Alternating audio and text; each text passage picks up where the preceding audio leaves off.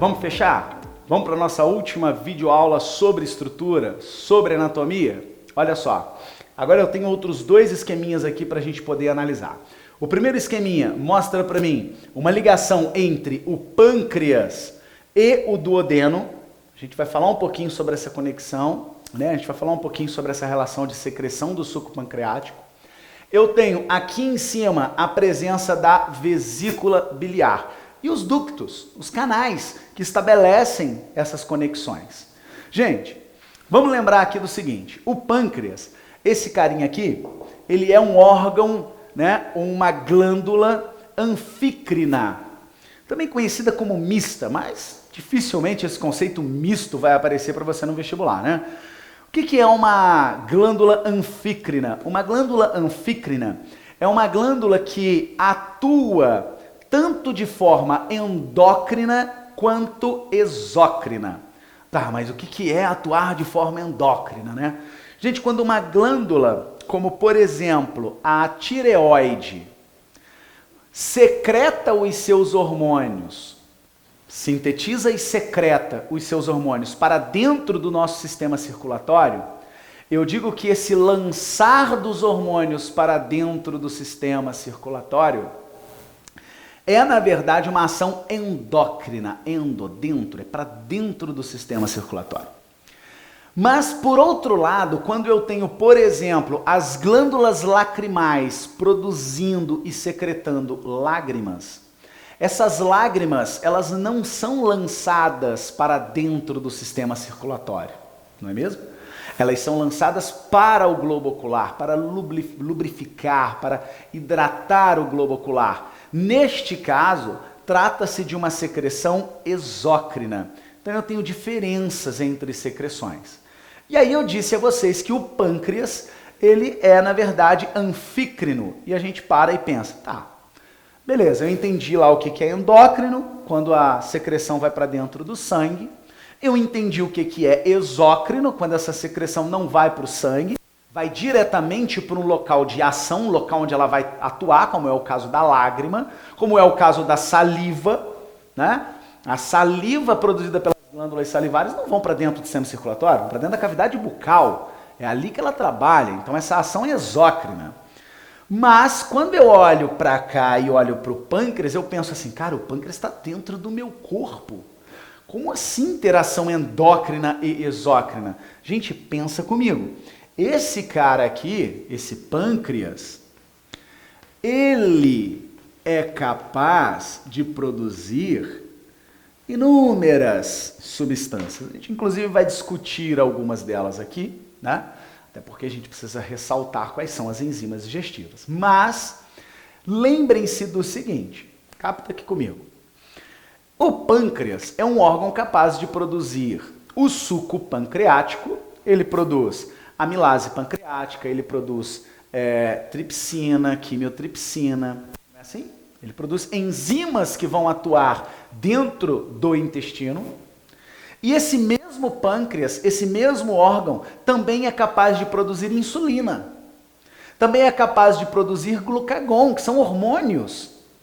E quando eu olho para essas duas funções, eu tenho que entender que produzir suco pancreático é uma ação exócrina.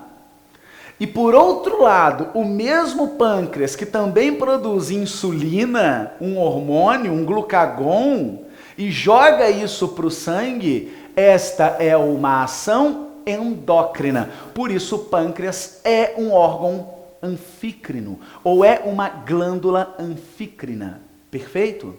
E aí, quando a gente observa essa conexão, eu quero que vocês observem também o seguinte. É claro que a ação endócrina, gente, ela é feita através de quê? De vascularização, né? Existem vasos, existem capilares sanguíneos que irrigam o pâncreas, enfim. Então, claro, a gente tem que também entender isso, que aqui eu tenho capilares, tá? Capilar. E esses capilares, eles estão, por sua vez, trabalhando nessa ação endócrina. O que interessa para a gente agora tratando-se de digestão, é o processo exócrino. Por que o processo exócrino? Porque tudo que é produzido aqui pelo pâncreas, ele, através de um ducto pancreático, olha só esse ducto pancreático, então o que ele produz é direcionado, é lançado aonde? No duodeno, é jogado para dentro do duodeno. Então aquela amilase pancreática produzida pelo pâncreas é jogada aonde? No duodeno. Aquela quimiotripsina produzida, né, pelo pâncreas é jogada aonde? No duodeno. Então o suco pancreático como um todo, né, que na verdade é um adendozinho, né? Na verdade não é quimiotripsina, é quimiotripsinogênio. É aquela mesma regrinha do pepsinogênio, estão lembrados? Eu tenho uma proenzima que posteriormente dará origem a uma enzima, tá? A gente vai pontuar isso um pouquinho melhor daqui a pouco. Então eu tenho aqui toda essa condição de lançamento para o duodeno. Isso tratando-se de pâncreas. Tratando-se de suco pancreático. Mas e com relação à bile produzida pelo fígado? Olha, o fígado, ele sintetiza, ele produz a bile. Essa bile produzida, ela é armazenada na vesícula biliar. Então ela é guardada na vesícula biliar. Ela fica guardadinha aqui.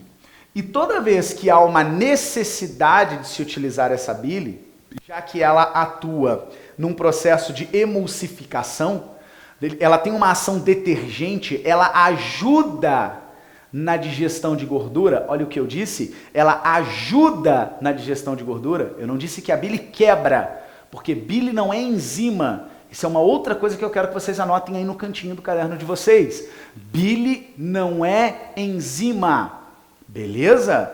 Então, a bile não quebra nada, mas ela ajuda a lipase, que é a enzima que quebra, a atuar na digestão.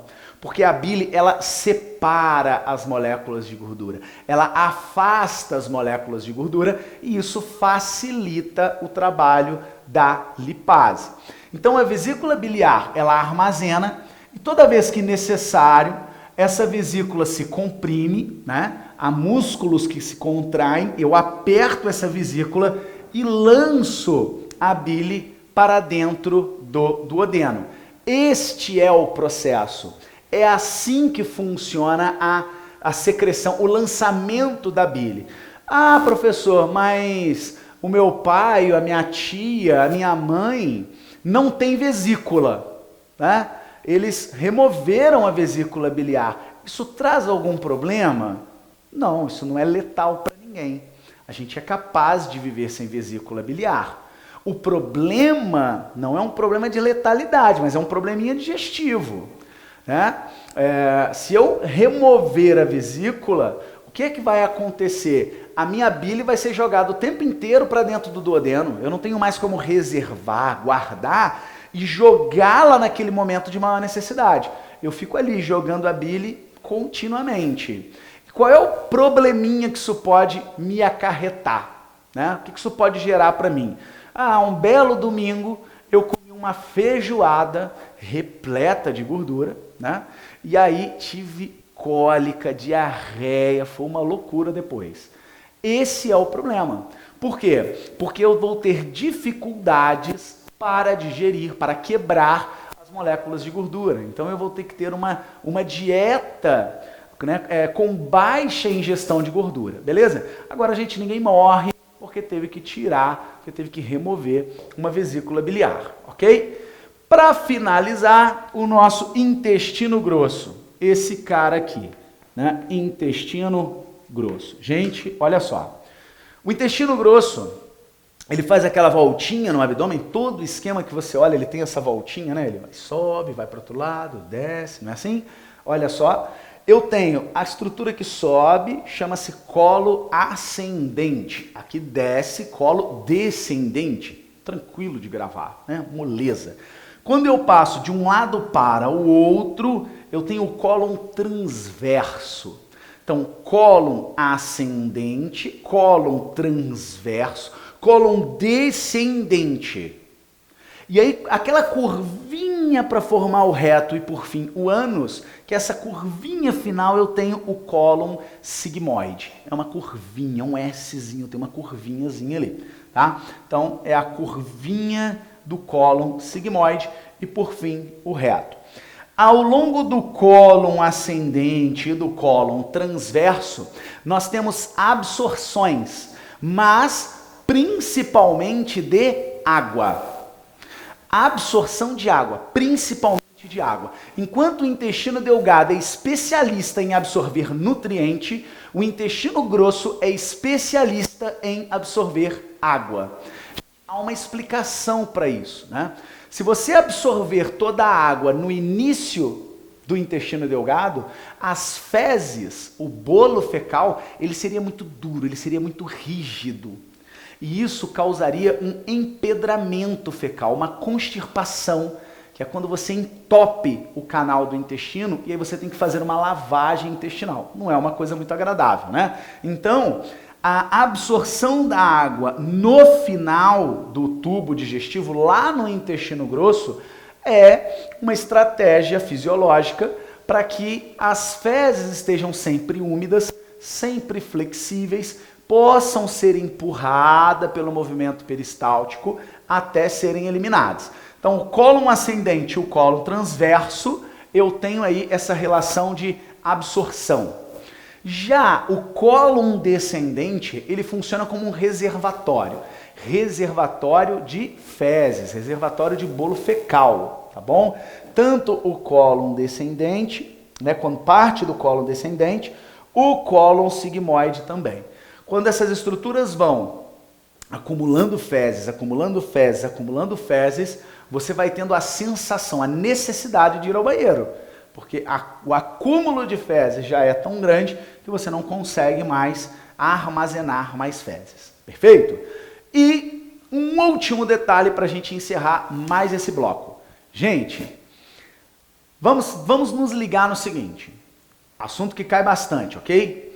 Dentro do intestino grosso nós temos bactérias. Bactérias chamadas de E. coli. Escherichia coli é o nome dessas criancinhas que vivem aí no nosso intestino grosso. Essa bactéria, ela estabelece uma interação com o nosso organismo harmoniosa. Então é uma interação harmônica. A gente já viu isso em aula de ecologia. Interações ecológicas, relações ecológicas. Então a interação entre o homem e a bactéria é uma interação harmônica. É uma interação interespecífica, porque pertencemos a espécies diferentes, não é mesmo? Mas, para ela ser harmônica, tem que haver aí um certo benefício para um ou para o outro, tem que haver uma ajuda aí, não é, gente? Senão, que harmonia é essa, né? Sem nada para ninguém. E o benefício que nós temos é o seguinte: nós damos à bactéria alimento, fonte energética, abrigo, umidade. Então nós damos para ela um lar e damos comida. Olha que maravilha, a bactéria tem tudo vivendo dentro do nosso intestino grosso. E o que essa bactéria nos oferta? Ela nos oferta vitamina K e vitaminas do complexo B12, que são vitaminas que essa bactéria excreta. Ela joga essas bactérias fora, ela expõe isso e aí nós, obviamente, absorvemos, tá? Essas bactérias chamadas de Escherichia coli formam o que nós também chamamos de flora intestinal, ou aparece muito também como coliformes fecais. Perfeito? Galera, terceiro bloquinho encerrado. Daqui a pouquinho a gente volta. Estamos quase acabando o sistema digestório. Valeu!